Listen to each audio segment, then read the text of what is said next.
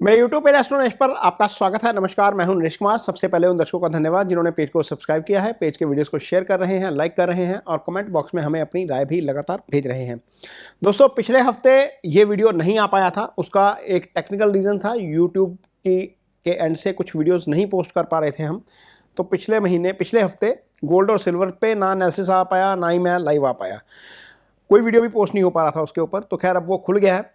बहुत सारे लोगों के मैसेज आए, फ़ोन आए कि क्या मेरी तबीयत ठीक है या मैं वेलबींग में हूँ और अच्छी स्थिति में हूँ, क्या वीडियो क्यों नहीं आ रहे हैं। तो बहुत सारे लोगों ने प्यार दिया कि मिस हो गया वीडियो और लोग मिस कर रहे थे।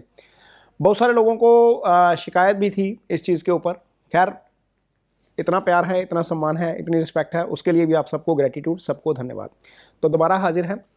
पिछले हफ्ते का एनालिसिस करेंगे। पहले तो ये है कि पिछले हफ्ते सिल्वर लगभग 2% गिर के बंद हुआ है और गोल्ड में -0.75 लगभग $0.25 के आसपास की गिरावट देखने को मिली है। लेकिन अच्छी बात यह है कि गोल्ड लगातार $4000 को होल्ड कर रहा है और सिल्वर लेकिन $50 को होल्ड नहीं कर पाया। एंडिंग उसकी $50 के नीचे हुई है यदि हम उसको फ्यूचर में देखते हैं। तो $50 का सिल्वर नहीं होल्ड कर पाया और गोल्ड $4000 को होल्ड कर गया, 4050 के ऊपर ही बंद हो रहा है। तो इसका मतलब ये कि ये गिरावट है। अब सवाल है कि अगले हफ्ते में क्या होने जा रहा है। अगले हफ्ते शुरू होने से पहले, यानी कि 24 नवंबर शुरू होने से पहले एस्ट्रो साइकिल में भी बहुत कुछ बदल रहा है, जियोपॉलिटिकल सिनेरियो में भी बहुत कुछ बदल रहा है। तो पहले तो जियोपॉलिटिकल सिनेरियो देखते हैं कि क्या हो रहा है।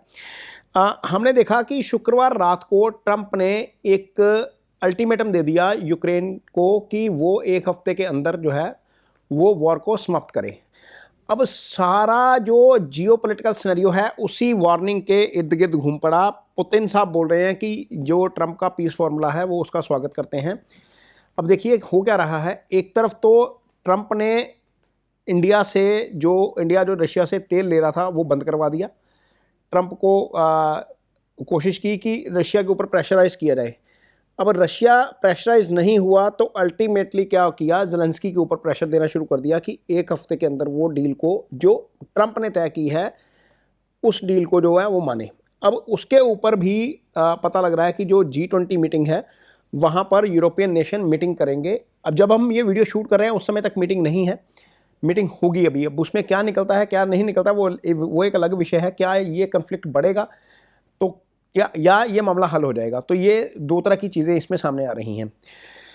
अब यदि मैं प्लैनेटरी पोजीशन को देखता हूं इस समय की, तो मुझे प्लैनेटरी पोजीशन कन्फ्लिक्ट बढ़ने वाली नजर आती है। उसका रीज़न यह है कि इस समय सूर्य मंगल साथ में है और वृश्चिक राशि में है। राहु केतु के केंद्र में है। राहु का गोचर हो रहा है कुंभ राशि में और केतु का गोचर हो रहा है सिंह राशि में। वृश्चिक राशि में मंगल और सूर्य साथ में है। 4 पाप ग्रह केंद्र में आ गए। तो ये 4 पाप ग्रहों का केंद्र में होना शांति की स्थापना वाला साइकिल नहीं है एस्ट्रो साइकिल के लिहाज से। ये कन्फ्लिक्ट बढ़ने वाला साइकिल है। तो जब कन्फ्लिक्ट बढ़ता है तो क्या बढ़ता है, गोल्ड एंड सिल्वर बढ़ जाते हैं। तो एस्ट्रो साइकिल तो क्लियर इंडिकेशन दे रहा है कि ये कन्फ्लिक्ट बढ़ेगा। हो सकता है ज़ेलेंस्की उसको ना माने, जो उन्होंने वार्निंग दी है या जो उन्होंने टाइमलाइन दी है वो ना माने और वहां पर कन्फ्लिक्ट आपका बढ़ता हुआ नजर आए। क्या यूएस इस मामले में सीधे तौर पर इन्वॉल्व होगा यदि ज़ेलेंस्की नहीं मानते हैं? क्या ट्रंप इतना दूर जाना चाहेंगे इस मामले में? यदि इतना दूर जाना चाहेंगे तो अल्टीमेटली रशिया की सपोर्ट हो जाएगी। जियोपॉलिटिकल सिनेरियो को यदि हम देखते हैं तो बहुत सारी चीज़ें हैं इसमें, लेकिन प्लैनेटरी पोजीशन कन्फ्लिक्ट बढ़ने की तरफ इशारा कर रहा है। तो यदि कन्फ्लिक्ट बढ़ने की तरफ इशारा कर रहा है तो अल्टीमेटली गोल्ड एंड सिल्वर ऊपर जाएगा। लेकिन क्या अगले हफ्ते के लिए प्लैनेटरी पोजीशन बाकी जो ट्रांजिट है वो इस बात को सपोर्ट करता है? तो जब हम ये वीडियो शूट कर रहे हैं उसके अगले ही दिन यानी कि 23 नवंबर को राहु अपना नक्षत्र बदल देंगे।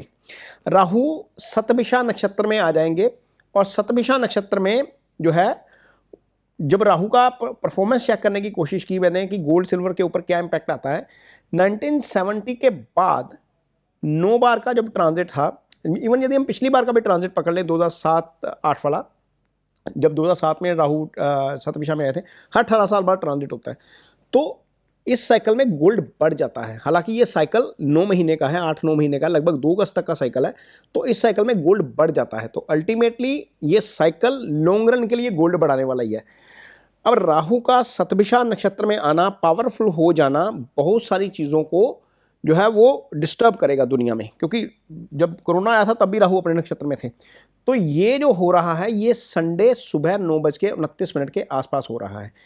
इसके अलावा मरकरी क्या करेंगे, बुध जो है वो इस समय रेट्रोग्रेशन मोशन में है, रेट्रोग्रेड मोशन में आकर मरकरी पीछे चले जाएंगे तुला राशि में। अब मकर वृश्चिक राशि में मरकरी है, एक शुभ ग्रह है मरकरी, हालांकि अशुभ ग्रह के साथ आकर अशुभ हो जाते हैं। ये जो मंगल सूर्य बुध ये 3 ग्रहों की युति है, इनमें से मरकरी निकल गए। अब केंद्र में क्या रह गया, मंगल सूर्य राहु केतु। ये स्थिति अच्छी नहीं है जियोपॉलिटिकल सिनेरियो के हिसाब से। अब ये तुला में आ जाएंगे, तुला शुक्र की राशि है। अब अगले हफ्ते में और क्या होने जा रहा है, ये बुलियंस का जो है वो साइकिल मंडे के दिन डिस्टर्ब कर सकते हैं। ये जो होना ना, ये संडे के दिन होना है, तो मंडे को बाजार खुलेगा तो मंडे के दिन ये डिस्टर्ब कर सकते हैं। 23 नवंबर को रेट्रोग्रेड मरकरी जो है वो 7:58 पे एंटर होंगे, मीन्स रविवार रात को एंटर हो जाएंगे। उससे पहले सुबह राहु का नक्षत्र चेंज हो जाएगा। तो ये 2 प्लैनेटरी इवेंट है। 25 नवंबर को मरकरी और वीनस 7:19 को सुबह, यानी कि मंगलवार के दिन 7:19 पर प्लैनेटरी वॉर में आ जाएंगे। लगभग सेम डिग्री पर जब प्लैनेट आ जाते हैं तो प्लैनेटरी वॉर कहलाती है। इनमें से वीनस चांदी के कारक है, चांदी में डिस्टर्बेंस नजर आ सकती है 25 नवंबर के दिन भी। आप जरा थोड़ा सा ध्यान रखिएगा, इसमें चीज़ें बहुत मीन अप्स एंड डाउन्स आपको बहुत नजर आएंगे अगले हफ्ते। ये वॉलेटिलिटी वाला हफ्ता रह सकता है। लार्जर ट्रेंड पॉजिटिव है, लेकिन बहुत जो इंट्राडे ट्रेड करते हैं उनको ये समझना पड़ेगा कि बहुत वॉलेटिलिटी है। 26 नवंबर को क्या होगा, मरकरी उदय हो जाएंगे ईस्ट में सुबह 6:10 पे। इस समय मरकरी रेट्रोगेशन में भी हैं और अस्त भी हैं, ये ईस्ट में उदय हो जाएंगे।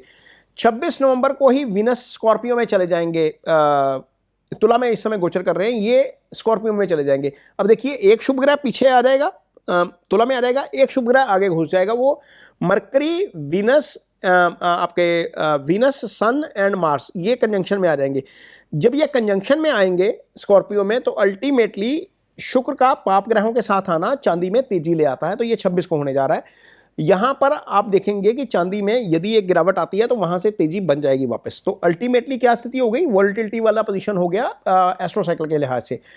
26 नवंबर के दिन ही वीनस एंड जुपिटर सुबह रात को 9:59 लगभग 10 बजे 120 डिग्री के एक्सिस पे आ जाएंगे। ये एक्सिस भी अच्छा नहीं है, यहां पर भी इस टाइम पर भी आपको वॉलेटिलिटी देखने को मिल सकती है। 27 नवंबर को मरकरी राइज होंगे 6:10 पे। 27 नवंबर को ही वीनस एंड सैटर्न जो है वो 120 डिग्री पे आ जाएंगे सुबह 5:15 पे। 24 नवंबर को मून जो है वो पूर्वाषाढ़ा नक्षत्र में रहेंगे, सैजिटेरियस में रहेंगे। इसका मतलब यह है कि चंद्रमा इस हफ्ते में धनु राशि में रहेंगे और मकर राशि में रहेंगे। ये सिचुएशन वॉलेटिलिटी वाली है।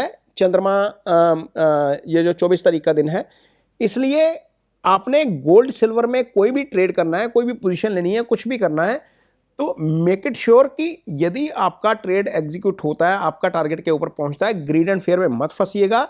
ये हफ्ता वॉलेटिलिटी वाला रह सकता है।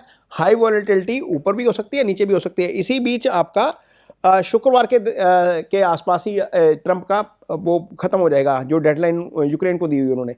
तो उसके बाद क्या रिएक्शन होता है, ये बहुत सारी चीज़ें इसके ऊपर डिपेंड करेंगी। इस बीच हमने पिछले हफ्ते देखा है कि जापान ने जो स्टिमुलस पैकेज दिया था उसका भी असर बाजार के ऊपर रहेगा। अल्टीमेटली जब स्टिमुलस पैकेज दे रहा है जापान, तो इसका असर बुलियंस के ऊपर ठीक होना चाहिए। और ये इकोनॉमिक टर्म है एक्चुअली जिसके बारे में बात कर रहा हूँ, क्योंकि यदि जापान इकोनॉमिक स्टिमुलस दे रहा है तो उसकी करेंसी के ऊपर भी इम्पैक्ट है। और यदि उसकी करेंसी के ऊपर इम्पैक्ट है, यदि उसके FIIs बाजार में से पैसा निकालेंगे वहाँ पर आगे जाकर, क्योंकि अगले महीने 18 दिसंबर के आसपास बैंक ऑफ जापान की मीटिंग है, 19 को उसकी आउटकम आएगी। तो उसके बाद वर्ल्ड मार्केट में हमें देखने को मिलेगा कि हलचल होगी 2-3-4 दिन। तो वो एक अलग विषय है। लेकिन जापान का स्टिमुलस देना, अगले हफ्ते आपका एक दूसरा इवेंट है, 26 नवंबर को यूके में बजट पेश होना है।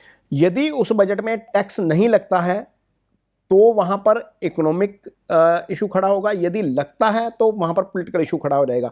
ये दूसरा जियोपॉलिटिकल सिनेरियो है जिसके ऊपर नज़र रखने की ज़रूरत पड़ेगी, क्योंकि यूरोप में यूके एक बड़ी इकॉनमी है। यदि वहां पर कुछ शेक होता है तो इसका असर भी गोल्ड सिल्वर के ऊपर नजर आएगा।